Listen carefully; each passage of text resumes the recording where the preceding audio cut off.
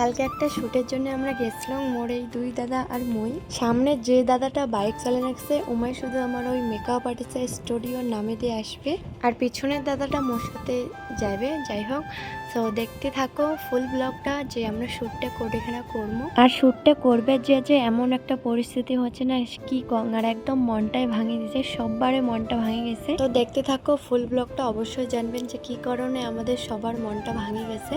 তো তারপর ওই যে কাকুর দোকান গেলাম, মানে স্টুডিও গেলাম, যাওয়ার পর আমাকে খাওয়া দাওয়া দিয়ে রাখছে, কারণ আগের দিন ওর বার্থডে হয়েছিল, তো বার্থডের খাওয়াটা আমরা এলাও পাই নাই। তার জন্য আমাকে, যেহেতু কালকে গেছিলো ওর জন্য কালকে আমাকে খাওয়া দাওয়াটা দিছিল। তো তারপর দেখে রাখছেন এই যে লুকটা আমি করছুম, তো এটা একটা শিবের মাথায় জল ঢালা নিয়ে একটা শ্যুট হবে। আর শ্যুটটা পর্যন্ত কায় করাবে, আগে যে ভিডিওটা শ্যুট করে দিছে ওই দাদাটাই এই শ্যুটটাও করাবে। উমাই আমাকে করছিল যে এই শ্যুটটা করবো। আর মোরও তো মনটা চায় যে শ্যুট করং, ভিডিও করং, এগুলো নিয়ে আর কি ভালো লাগে।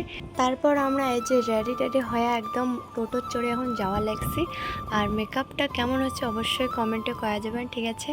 আগের ব্রাইডের লুকটা যে কাকুর কাছে দিছিলাম, এই লুকটা ওই কাকুই করে দিছে। তোমারগুলারটা এই লুকটা কেমন লাগলে অবশ্যই কমেন্টে করা যাবেন, ঠিক আছে।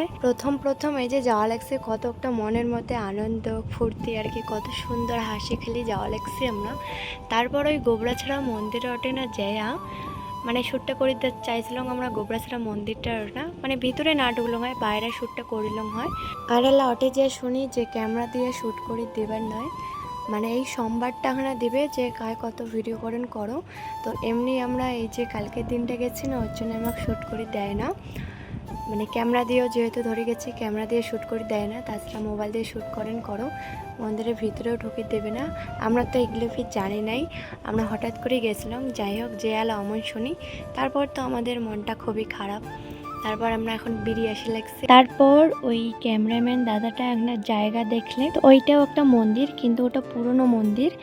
তো এই মন্দিরটা কায় কায় চেনেন অবশ্যই কমেন্টে করা যাবেন। আর এই মন্দিরটা কত বছর পুরনো মনে হয় জানলে এখানে কমেন্টে করা যাবেন।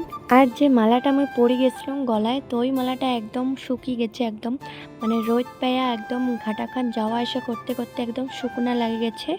তার জন্য ওই মালাটা ফেলে দিলাম। আর হাতেরগুলো আছে, মাথারটাও আছে, কিন্তু গলাটা একদম শুকিয়ে গেছে, ওই জন্য ওই মালাটা ফেলে দিলাম। তো তারপরে যে আমার শ্যুট একদম চালু করে দিলাম। তো এখন শ্যুট শেষ করে এখন বাড়ি এসে লাগছি, টোটোত করে বাড়ি এসে লাগছি। আর ক্যামেরাম্যান দাদাগুলো বাড়ি গেছে, মানে আমরা বাইকত করে যাওয়া লাগছে। আর আমরা তিনজন যেহেতু গেছি ওর জন্য টোটোত করে আসে লাগছি। আর আমরা আশা করে গেছি এক, আর হয়েছে আর এক।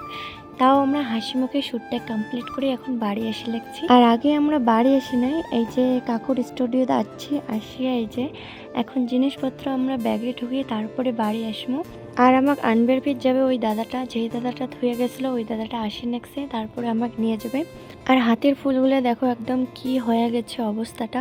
যখন আমরা গেলাম তখন কত সুন্দর টাটকা টাটকা ফুল, আর এখন একদম শুকিয়ে একদম ঢন্ডে নেগছে। আর এখন এই যে কাকু এখন টাটা দিবে লাগছে, আর আমরা এখন টাটা দিয়ে চলে আসবো। আর আমরা শ্যুটটা করবে গেছিলাম বিকাল 4টার সময়, আর বাড়ি আসতে আসতে আমার বাজেছে 8টা।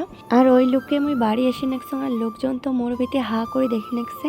আর যেহেতু আমরা 7টা-8টার দিকে আসি লাগছি না, একদম ভিড় হয়ে গেছে, সবাই বাজার টাজার করবে লাগছে, তখন তো আরও বেশিরভাগ লোকগুলোই দেখে লাগছে।